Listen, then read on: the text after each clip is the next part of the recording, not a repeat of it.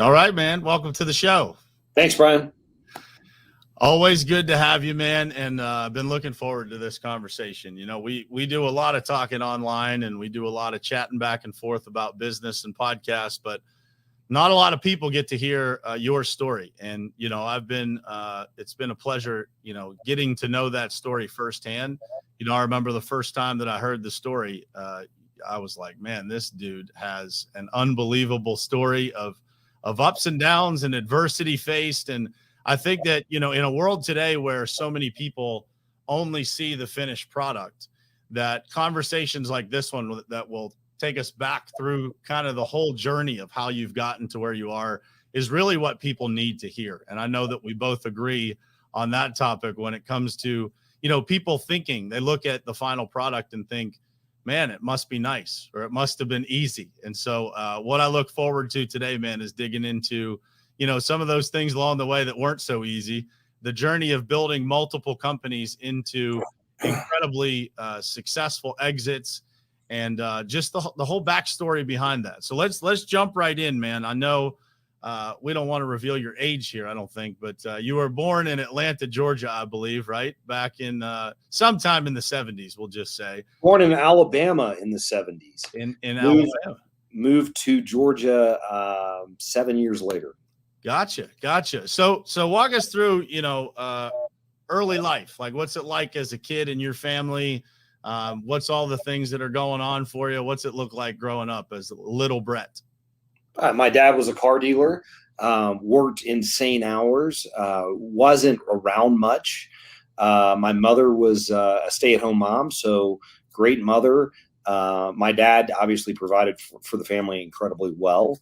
But yeah, I mean, we you know, typically had nice things and grew up in a pretty well cared for family. Yeah, that's awesome, man. It's awesome. And you know, it's funny that you look at even that scenario, right? Like, you know, grew up in a family with a lot of balance, you know, from the family aspect, but at the same time, same story for me. Like, my dad was not home a lot, right? And you know, I look back at that, and for me, do you feel like, because for those of you who don't know Brett very well, this dude has probably the most insane work ethic that I know, you know, and there's not many people on the planet that have that work ethic. But when you look back at your family life growing up, was it kind of second nature to you because that's what you saw? I think a lot of it, but I've been able to balance it a little bit more, which, you know, Brian, I'm online some mornings at 4 a.m., right? I mean, I've been able to balance it a little bit more so I can have time to spend with my family. But yeah, no question, that's where I got the work ethic. Yeah. It's incredible to go back and look at your life. And, you know, some of those things, when you're a little kid, the impressions that they make on you, you don't even realize, right? Until you're older and you kind of look back and you figure out those things that really helped shape you. So when you were growing up, what did you think you were going to be doing? Did you have, you know, when you were a kid, did you automatically think you were going to go into the automotive business? 100%. Thought I was going to be a car dealer. Was second nature to me. I mean, I started going in with my dad when I was, you know, 11, 12 years old, washing cars, right? Just worked my position way through every position in the car dealership. So without a question, I thought I was going to jump in and take over the family business, and nothing could be further from the truth. Yeah. So I know this story, but for those people who are listening, you know, walk us through. So you graduate high school and you go off to college. Walk us through, you know, where you went to college and why, and then the story goes on. Northwood University, because they have a great automotive marketing degree. It's backed by the National Automobile Dealers Association. I mean, they immerse you in the car business. A lot of dealers' kids have gone there. Mm-hmm. A smaller university in Michigan. I think there were maybe 3,000 people, maybe 300 in the auto program at the time. But, you know, I was dead set on, you know, going into the car business. And, you know, I jump in and I actually graduate early, did 4 years and a little over 2. Just loading up on hours because I wanted to jump out and get into the business. Literally 6 weeks before graduating, my father at the time had 23 new car dealerships in Georgia, Florida, and Alabama, sells everything to AutoNation. So I'm obviously left scratching my head saying, what in the hell am I going to do now? Yeah. And so walk me through what that feels like, right? Like you literally, you're at the point where you're a month away from jumping into the business, right? Exactly. You're a month away from kind of everything you thought was going to be normal your whole life, kind of being turned upside down. So that's for me, I'm digging into, the things that really shape somebody's perspective and kind of what makes somebody that I know very well now tick. And I can look and say, like, man, that's a massive amount of adversity that really probably helped shape you into how you do things today, right? It's like, 100%. not a whole lot bothers you today, right? You don't get shook very easily. And I would imagine that was one of the pivotal moments that kind of helped shape that. Yeah, that was quite a surprise, right? Needed to figure out quickly what I was going to do, and get a playbook together, right? So it's basically starting over at that point. Yeah. And so what was your decision? I mean, what was, when you got out of college, where did you go and what was that like?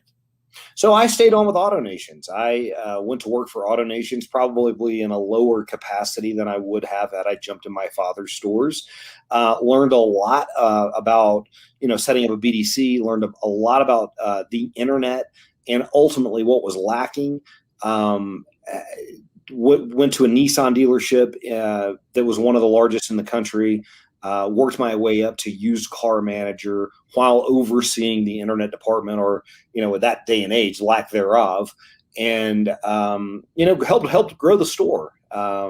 So stayed on with them for roughly 6 years, and had an opportunity to jump into a Honda dealership in Miami at the time, and jumped to that opportunity to take over this dealership that was really underperforming.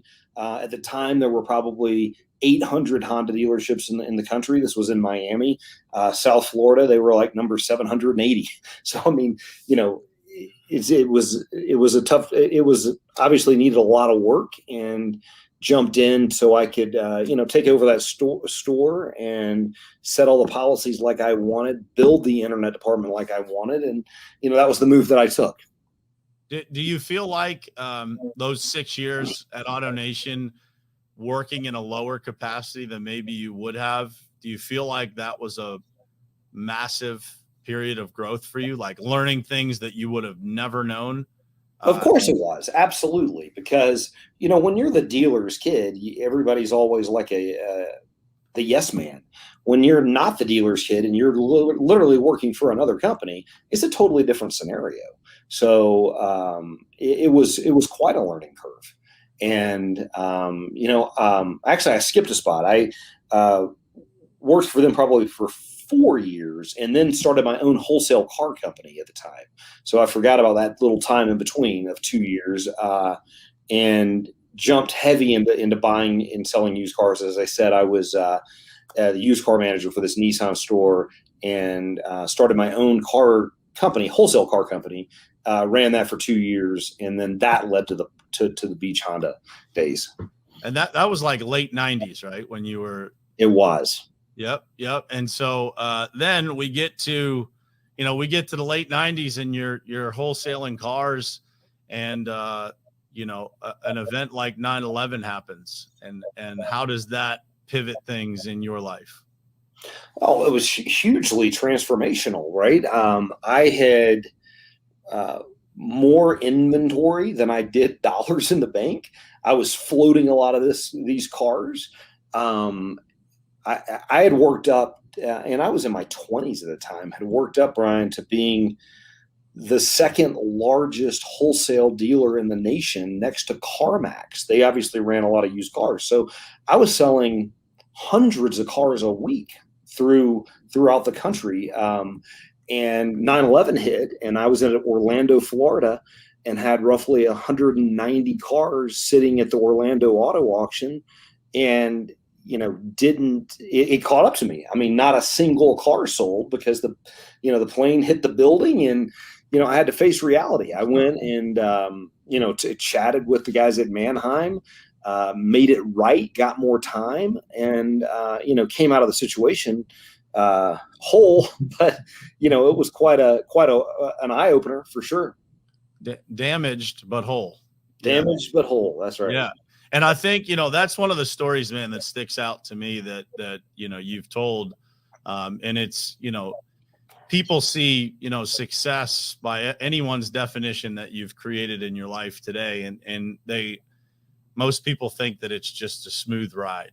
And it's just never the case, and every time that you hear someone tell one of those stories, I think it does shift people's perspectives. It does give them a different look at things. And I think the biggest thing that it does for people is it makes people feel normal, because as they're going through very trying times, whatever that may be, but, everybody has their own basket of things that they have to deal with. But, I just want for everybody out there that's listening, this is a person who, was in a situation that was not very comfortable. Right. And a lot of people were in that situation as a result of, 2001, 9/11 happens, 2008, the financial crisis happens, lots of people deal with those things. And, what is your perspective on that, man? Like how you deal with things and how you approach those things. And then how does that help you later on in life based on, how you decide to deal with those issues that are in front of you at the moment? Well, look, if it hadn't been for my father selling the stores to AutoNations, I would more than likely be right now the typical car dealer's kid, right? Silver spoon in the mouth, not having to do a whole bunch. So this is the best thing that could have happened to me. I had to face adversity. I had to grow and learn, ask for outside help. Not having someone just to bail you out was massive. So it was a huge learning curve in what was to come in life, right? From, Beach Honda to starting Fusion Zone to all the other things that I've done. This has been that was an instrumental part. You have to go through adversity, in my opinion, to be able to deal with real issues in real life. It's just life. And I don't know of a single person who is a true entrepreneur has not gone down that path at some point or another. Absolutely happened to me. Mortgaged the house at the time to get out of it, sold the house, actually moved into an apartment, and took all the cash and dealt with my issues the best that I could. Obviously living in a super nice house in Florida, and then, jumping out of that, taking all that money and dealing with the issue that I had at hand. And, living in an apartment is not what anyone wants to do, but it's called real life. Yeah. Yeah. And I think that is just, it's so powerful, man, for people to realize that nobody's immune to it. And we could go back and forth here and share each other's challenges, right? Like I got different ones than you got, but they're, it's a different bag, but the same issues, and it keeps you up at night. And it to your point, every entrepreneur encounters these things. And I think that this is what really drives people away from entrepreneurship, because they're afraid of those issues.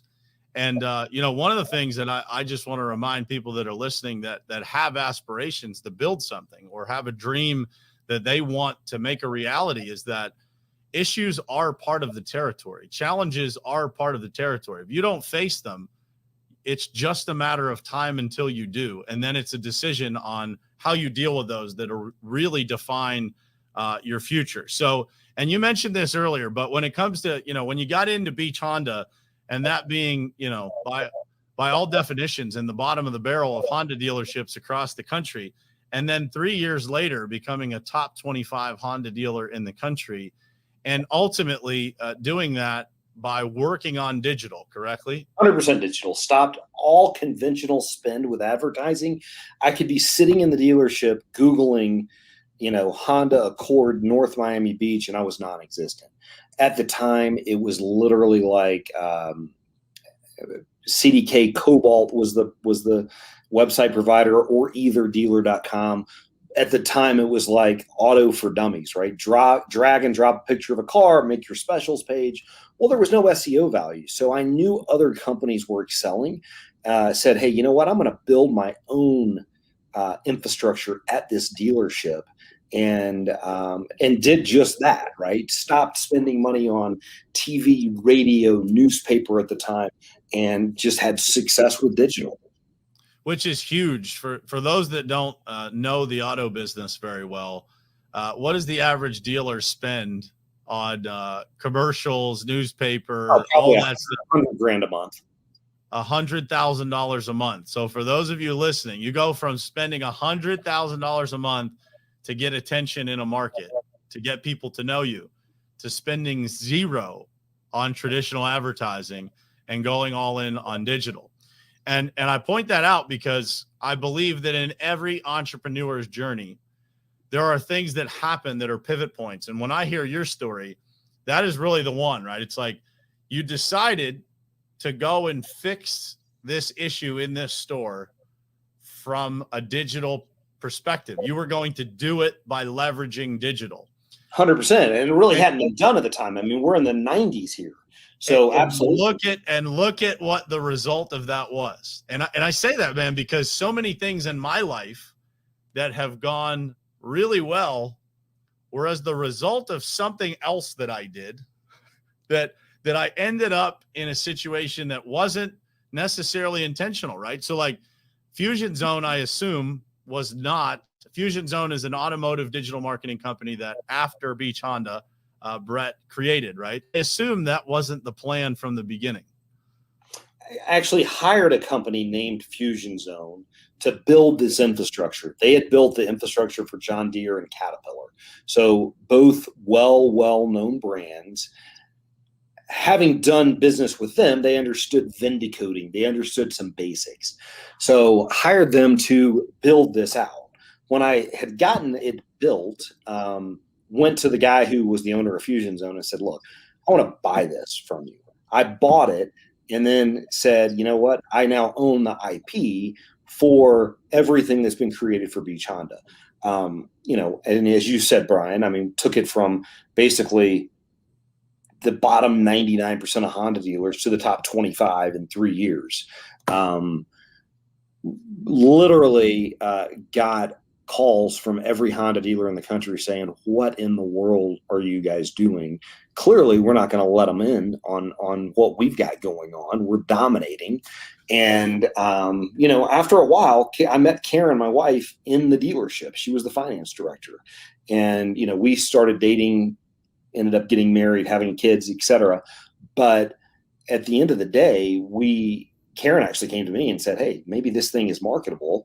And, I had heard how much SaaS businesses were worth and decided to exit the Honda store and focus on this. And literally all these Honda dealers that were calling me, I quickly signed 100 Honda dealers up overnight, and we had a viable company in Fusion Zone.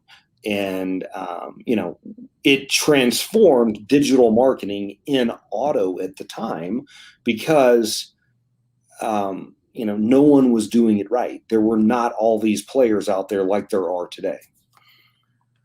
I read an article online that said if you can look at a website and smell the smell of a new car in your living room as a result of looking at the images on it, Brett Sutherlin is probably responsible for that being the case.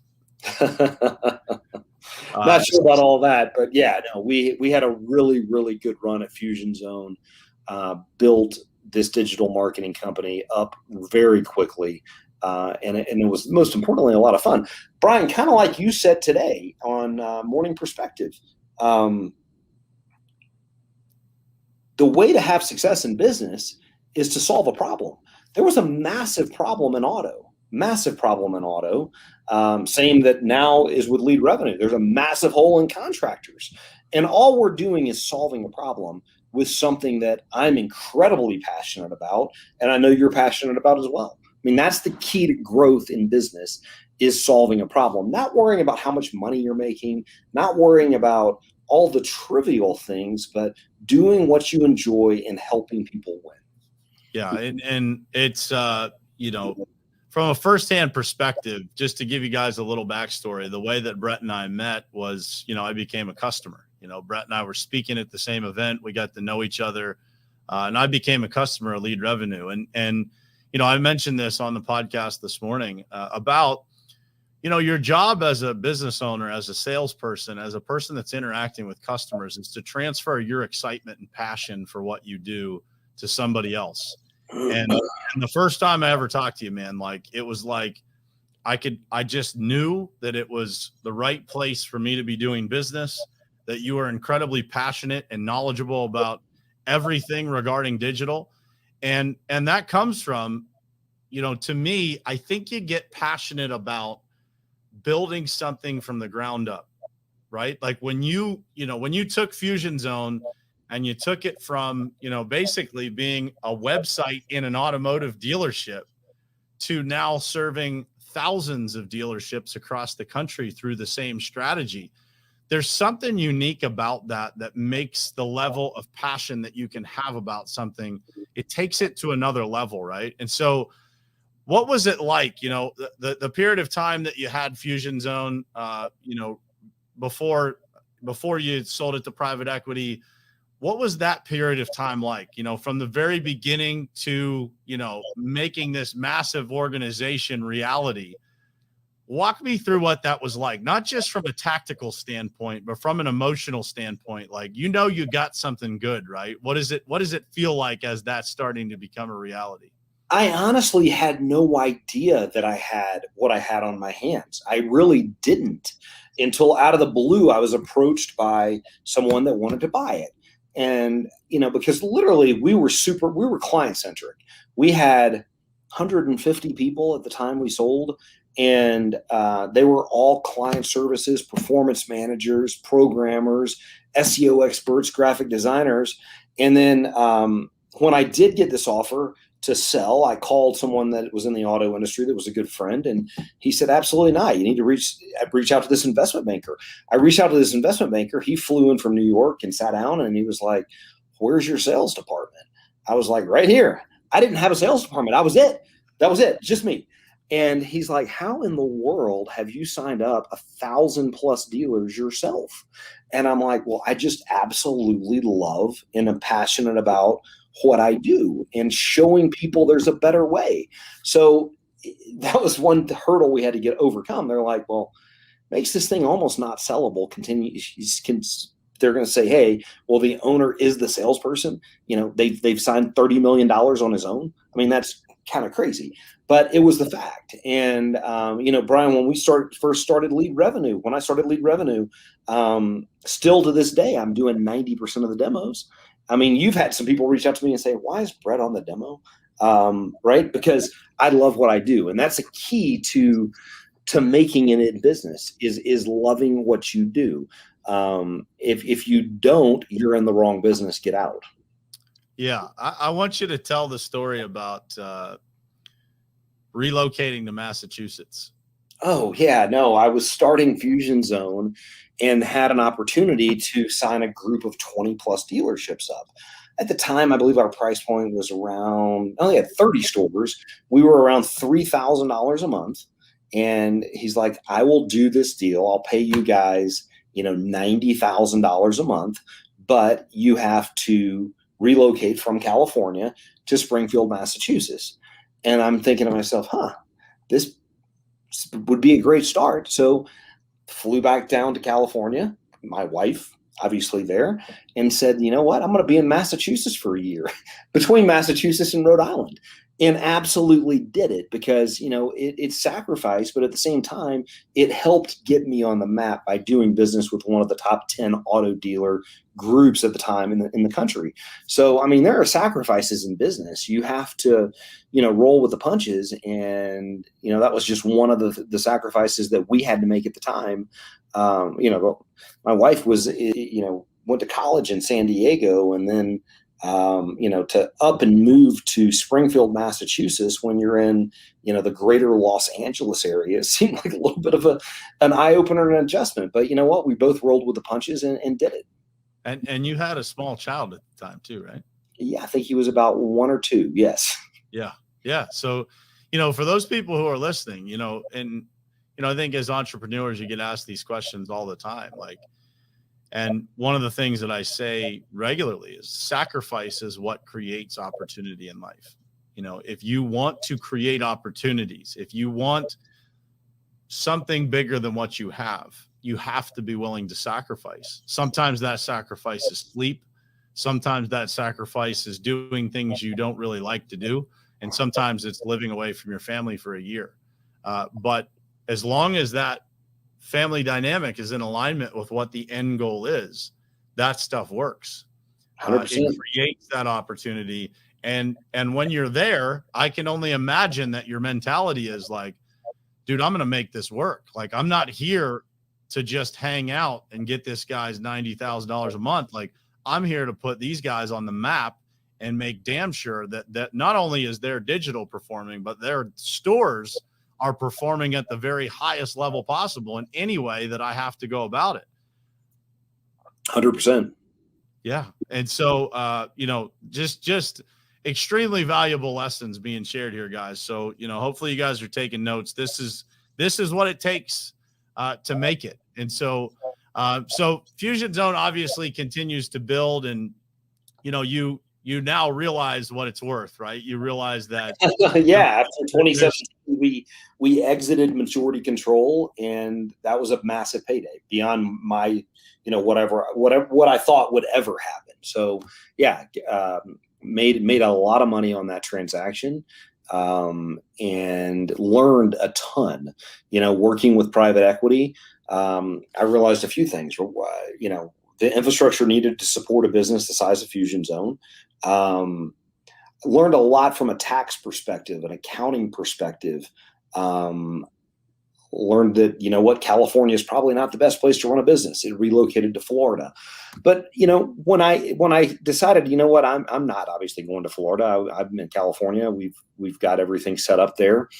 I quickly realized, if you can have all the money in the world, but you take away someone's life. If you love something that much and you're used to doing this routine every day and you don't have that anymore, you get bored quickly. And that is what led me to jump back into the same thing, different, market with lead revenue. Yeah. And again, you guys are hearing the story and putting the pieces together, but when you exit a company for more money than what you would, ever imagine you would have, by most people's definitions, you're pretty much set. If you didn't want to do anything ever again, you don't have to. And you look at it and you say, and so I meet this guy and I'm like, I can't figure out if this dude's crazy or he's just this motivated, right? Before I got to know you. And what I quickly realized is that what Brett is saying is 100% accurate, is that, I'm wired the same way, man. Like I don't do well sitting on a beach. It's just not my spot. And I would imagine you don't do well sitting around for very long either. Not at all. It's not, not something that's very good. So, you get to the point where you realize, man, I can't sit around and kind of take this backseat position. I'm going to do something different. Walk me through the creation of lead revenue. What were those conversations like with Karen?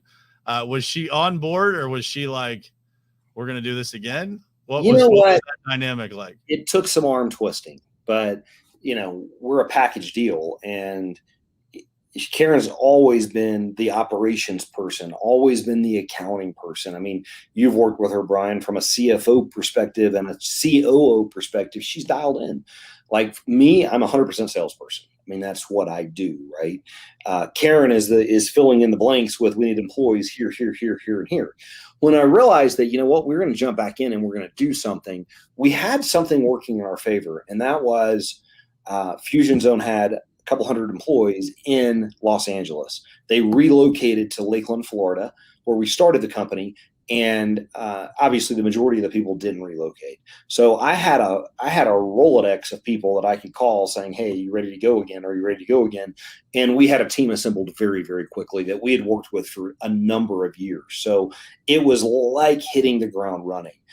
Without that, there's no way lead revenue could have scaled in a 16-month period from having 0 clients to having hundreds of clients. Is impossible. So that was working heavily in our favor. And then obviously, making relationships, and you've seen this firsthand, Brian. I'm a big believer in rewarding those that work with us, that help us get to the promised land. Whether that be an agent, whether that be a salesperson, whether that be a technology person, we want everyone to get a bite of the apple. We did that very successfully at Fusion Zone, and most recently successful at Lead Revenue.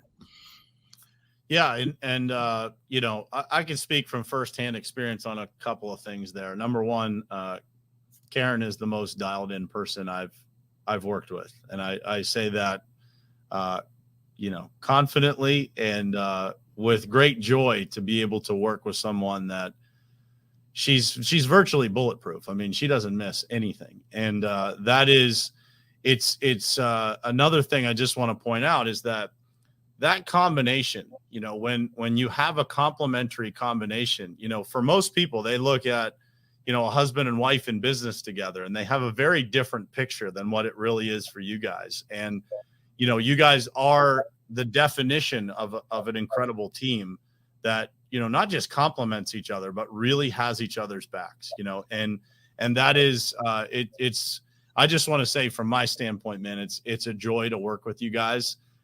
There is, I've worked with lots of husband and wife teams. There's no drama. There's no, it's all business. It's all, it's just dialed in. It's a well-oiled machine. And that doesn't happen without, a lot of, checking of egos and knowing your roles and staying in your lane and, doing the things that you're good at. And that's a compliment to both of you guys, because a lot of people are unable to do that, especially when you're at such a level of success. It's very rare to see that. And so just commend you guys for what you've been able to do together as a couple and what you bring to every single business that you're involved in. Yeah, thank you. That, and that's a different dynamic. You're correct. But I met Karen at Beach Honda. She was the finance director. I took the store over. So if you really think about it, we've been working together since that day, right? And she was instrumental, obviously, just like she was in Lead Revenue at Beach Honda, and then progressing into Fusion Zone, and then progressing into Lead Revenue. Would tell you firsthand, I could not have scaled either 3 of those companies the way we did without her. True as a team effort. Yeah. And so I know for a lot of people, they probably want to know, like, how the heck do you take a company from birth to exit, like Lead Revenue, in such a short period of time, not very long to be able to do that. And so I'll let you kind of, tell that story from the beginning to, recently, just at the end of September here, we had a transaction on that. And it's exciting. And I think that for a lot of people, it seems unattainable. And so for me, I want to show people that if you just shift the way that you look at things, and you realize that these things are possible with the right people and the right plan and the right playbook and the right execution, anything's possible. And so walk us through what that was like, building Lead Revenue and exiting it in such a short time. Well, as I said, we were super fortunate that we had the resources to call on people to start working with us immediately, right? So when we took on, client number 1 to client number 300, we could build and scale the team very, very fast. So that was, call it, a little bit of luck, just a little bit of experience, having dealt with and been in this industry for a long time. We knew the team to assemble to get it off the ground quickly. We had a digital playbook that worked. You got to understand. I mean, I 15 years at Fusion Zone, building thousands of websites. We've gone over the what works, what doesn't work, and not to say we didn't have any blunders at Lead Revenue. We still will, but we were quickly focused on a product suite that we knew, if implemented, would work immediately for our clients. there's a lot of times where clients don't want to be involved. Those are the worst customers. We want someone that's heavily involved that we can educate. But this all goes back to the first thing that I said and that we talked about this morning, Brian. It's just doing something that you're passionate about and that you love. You could have the best idea in the world, but if you hate coming to work every day, guess what? It's never going to work. It's never going to get off the ground. There's no way you can make it in that business. So there's not quick money out there. If you do what you love, and look, I've got plenty of money. We've had, hundreds of millions of dollars in transactions over my career. I don't need to be working, but I truly do love what I do. And that's how you and I are a lot of the same. It's truly helping as many people as we can. It is finding new ways, staying up on the latest trips, trends of Google, of Facebook, of, everything that together you and I are passionate about. If you don't feel that type of passion, I would highly encourage you to stop doing what you're doing and figure out what is it that you love. If you have that first check mark, I love this, then you've got 100 times greater chances of making it big than if you don't. Yeah, and it's so true, man. And I said it earlier, but the first time I met you, it was like you just feel it when somebody, when somebody has that level of passion and they genuinely just love what they do. There's a massive difference in that conversation. There's a massive difference in that interaction. And from the day that I met you, when Lead Revenue was just being hatched, I just knew there was something different about it, and as we got to know each other and, we started working together on the Pavement Group stuff, I knew it 100 times more than what I thought in the beginning. And as I got to know you, it was a natural progression. And we do have that in common, right? Like we do have just a passion for helping people, a passion for paying it forward, a passion for building teams and bringing people along for the ride. And, that is really what your career has been all about. And I have a ton of admiration for that. When it comes to today's world, there's just not enough people out there, I think, that get that there is enough to go around for everyone, right? And that it's a lot more enjoyable to do it with other people that have the same things in common as you do, right? That have the same passion, that offer complementary skills or knowledge to the situation. The old quote is, if you want to go fast, go alone. If you want to go far, go together. And I would argue, to add to that, if you get it right, you can do both. You can go fast and far. And I think that is really the definition of, kind of the journey so far at Lead Revenue and what it's been. And so walk us through, starting to get customers at Lead Revenue, because it's a completely different industry, right? Completely different game. You sold to auto dealers for, how many years, and now you're in a completely different space, trying to figure out, what it is that makes these businesses tick versus an automotive dealership. How similar is that? How different? And what was it like trying to build that from a new perspective, a new industry? It was very similar, to be honest with you, because look, you're a businessman in the paving industry. You are incredibly passionate about what you do, about what the Pavement Group's mission is. Same with a lot of car dealers that I've really gotten to be friends with over the years. They're looking for situations, solutions, suggestions that work, right? So if you can meet people, we're in 18 different verticals at Lead Revenue right now. Obviously, Lead Revenue is now part of Fusion Zone. That, and we'll chat about that in a second, what that means to our customers. The best is yet to come. But it's very similar. Digital marketing, now that I've seen it in 18 different industries, plus automotive, is the same. There's a playbook that we've designed, that we've used, that we've improved upon, that if you jump in with both feet and do exactly what we ask of you, you will succeed, right? Brian, just like you, I'm sure you love talking to people that are passionate about what they do, that love their business, that want to better themselves, right? Those are the people that you ultimately end up making friends with. There is no plug and play and forget it situation in life. I don't care if it's digital marketing. I don't care if whatever the case may be, that doesn't exist. So if we're working with people that are passionate about growing their business, that are passionate about, how do I get to the next level? How do I provide for my family better?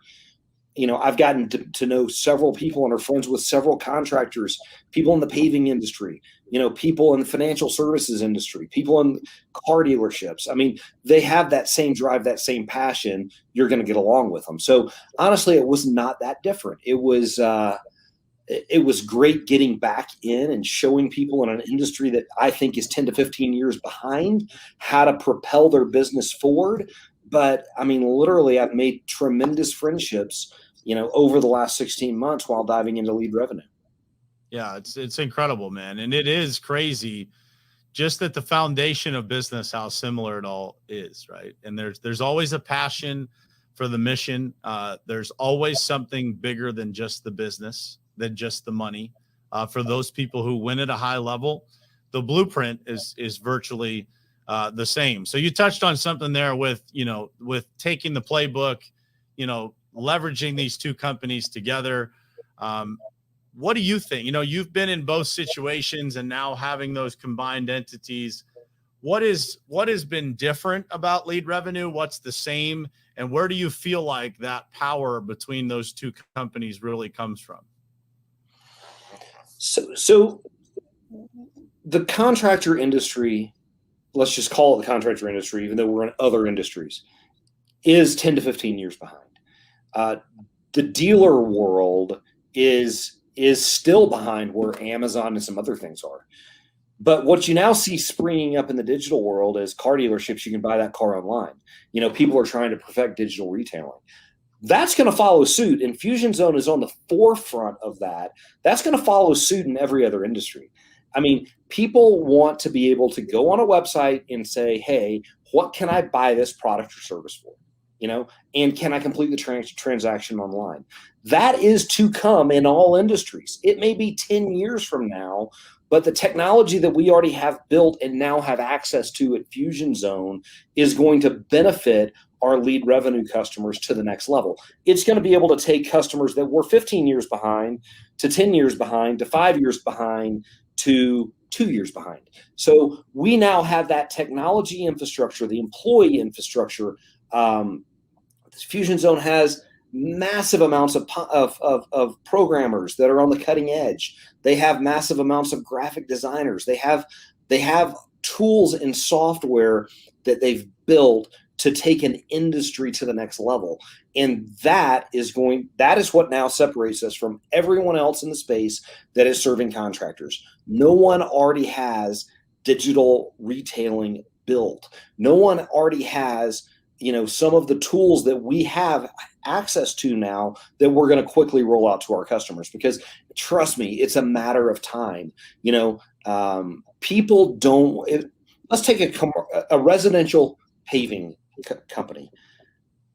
How much easier would it be if a customer, I want my driveway paved, and I could just go on to abcdrivewaypaving.com and say, here's how much it's going to cost. Here's where I leave a deposit. Here's their calendar. They're going to be here next Wednesday. That's where we're headed. And this transaction, this merger with Fusion Zone and Lead Revenue, puts us as a company a decade or a decade and a half ahead of our competitors. I mean, the stuff that we brought to the table was 10 years ahead of where everyone else in this industry is. Now we're probably 20 years ahead. So our customers are going to win big by this merger. Yeah, I couldn't agree more, man. And I've seen the technology. One of the things that made lead revenue most attractive to me in the first place was just the all-encompassing. I refer to it frequently as the business in a box. Like, we can literally provide you the entire solution, from phone answering to connecting you with your leads instantly, to the website, to social media, to everything that you would need, Google AdWords management, everything, right? When it comes to digital presence online, there's nothing that the company doesn't do and doesn't do well. And, there is so much changing in the world. I want to get your position and from a person that, came up before this all existed. How has social media changed that landscape, and what does that look like? And how do you see that playing a factor in business today? And how do you see it playing a factor in the future? Look, I've learned a ton of social media in the time that we've known each other, Brian. I mean, I was focused on Google. You were focused on social, right? The reach of social media has blown my mind. How many people are connecting, how many people are getting news, how many people are getting updates through social is mind blowing. So we have come up with some pretty innovative ways to pair Google with social and literally take people to the next level. I mean, if you could imagine how many times I've done this, I can't even count how many times I've done this. I know you have too, that you have gone and Googled something, a product happened to me today. And all of a sudden you then flip on Facebook and that product is front and center and you buy it. Happens all the time. There's now a merger of the two, and that's going to help take your business to the next level. So, social is equally as important as Google. Our job, and Brian, you've been incredibly helpful in merging the two. I remember the first time I met you, I said, how much time are you spending on Google every day? And you're like, not much. And how much time are you spending on social media? And it's an astronomical amount. The marriage of them both is going to help take you to the next level. Yeah, it's, and I speak from experience there. It's multiplied our company. We had the foundation of social media built, and then, pouring gasoline on that fire with Google has been the best thing that's ever happened to us. Put us on the map. It increased our brand awareness. It did everything that any company would hope that digital marketing would do. On that topic, man, I know that in the world of digital, there's a stigma that kind of goes along with digital marketing of, people not delivering, right? And promises made but not kept. How is that, from your perspective, has that been the same in the automotive space as it is everywhere else? Has it been significantly worse? Absolutely not. This eye-opener, not doing business in auto. In automotive, we have to be approved by the manufacturer. So in order to do business with a Toyota dealership, you have to get it over. We've gone through requests for proposals, RFPs with Toyota, with Nissan, with Honda, with Acura, with all these manufacturers. And if we get their stamp of endorsement and we become an approved provider, you are a stand-up digital marketer. Digital marketers in auto, for that reason, don't have a bad name. Here, it's like the Wild Wild West. Every single person I talk to outside of the auto space says, can't trust a digital marketer, can't trust this company, right? And I'm like, wow, that's been a huge eye-opener because the vetting process is not there. We have a lot of employees at Lead Revenue. We have a lot of employees at Fusion Zone. But with social media, and you can give a presence of however you want your company to look in this day and age. Who knows? And I've found I've found a ton of this since I've been in the contractor space. How do you know it's not two guys sitting in a basement just cranking out digital stuff, cranking out websites from WordPress? You don't. People have gotten burned so much. So what did we do to overcome this? We put a guarantee in place. We put a guarantee to double their current results or you don't pay. We had to go to extraordinary measures to try and get everyone's comfort level there. So that has been a night and day difference between the two industries. Yeah. And I think, it's an important thing to mention to people because as I've told you, in the contractor space, it's a very similar thing, right? People don't have a whole lot of trust for contractors as a result of low barrier of entry industry, right? You can become a home remodeler, not really be a home remodeler, right? Like you just call yourself one and then you get somebody else to do the work and whatnot. And so it's a low barrier of entry. And the same is true in digital. And so, from that aspect, that shift in people's perspective on understanding that they are, working with companies that they can trust. We just encourage people to go out there and take a look under the hood. And to Brett's point, try to figure out if they're doing business from their mom's basement or not, because a lot of them potentially are. And Brian, you got to see firsthand the vetting process that private equity does before they acquire a company. Just in this lead revenue transaction, which was probably 75% less paperwork than the Fusion Zone transaction. I mean, if you can make it through that vetting process and pass the smell test with private equity, you're a legitimate company. And you want to elaborate on that a little bit? I mean, I know that blew your mind. Yeah,